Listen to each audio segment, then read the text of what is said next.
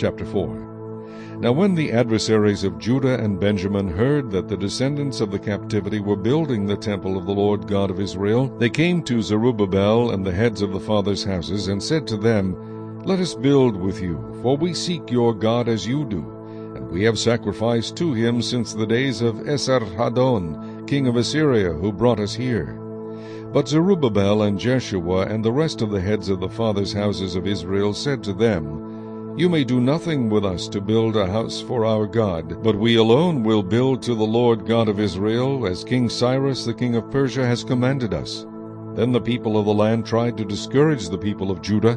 They troubled them in building, and hired counselors against them to frustrate their purpose all the days of Cyrus king of Persia, even until the reign of Darius king of Persia. In the reign of Ahasuerus, in the beginning of his reign, they wrote an accusation against the inhabitants of Judah and Jerusalem. In the days of Artaxerxes, also Bishlam, Mithridath, Tabel, and the rest of their companions wrote to Artaxerxes king of Persia, and the letter was written in Aramaic script and translated into the Aramaic language. Rehum the commander and Shimshai the scribe wrote a letter against Jerusalem to King Artaxerxes in this fashion.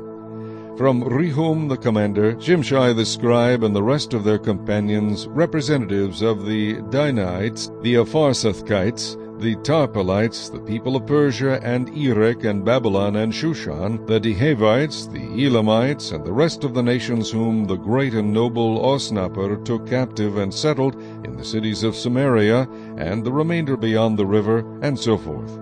This is a copy of the letter that they sent him. To King Artaxerxes from your servants, the men of the region beyond the river, and so forth. Let it be known to the king that the Jews who came up from you have come to us at Jerusalem, and are building the rebellious and evil city, and are finishing its walls and repairing the foundations. Let it now be known to the king that if this city is built and the walls completed, they will not pay tax, tribute, or custom, and the king's treasury will be diminished. Now because we receive support from the palace, it was not proper for us to see the king's dishonor. Therefore we have sent and informed the king, that search may be made in the book of the records of your fathers, and you will find in the book of the records and know that this city is a rebellious city, harmful to kings and provinces, and that they have incited sedition within the city in former times, for which cause this city was destroyed.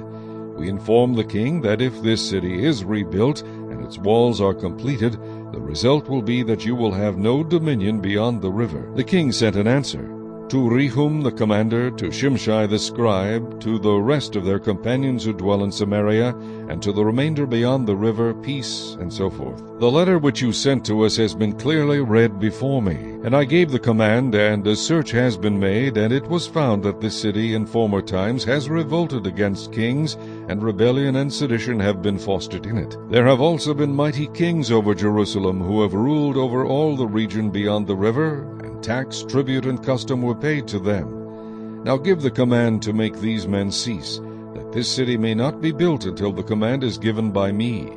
Take heed now that you do not fail to do this. Why should damage increase to the hurt of the kings?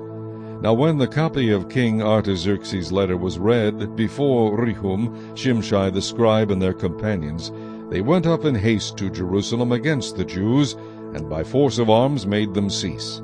Thus the work of the house of God which is at Jerusalem ceased, and it was discontinued until the 2nd year of the reign of Darius king of Persia.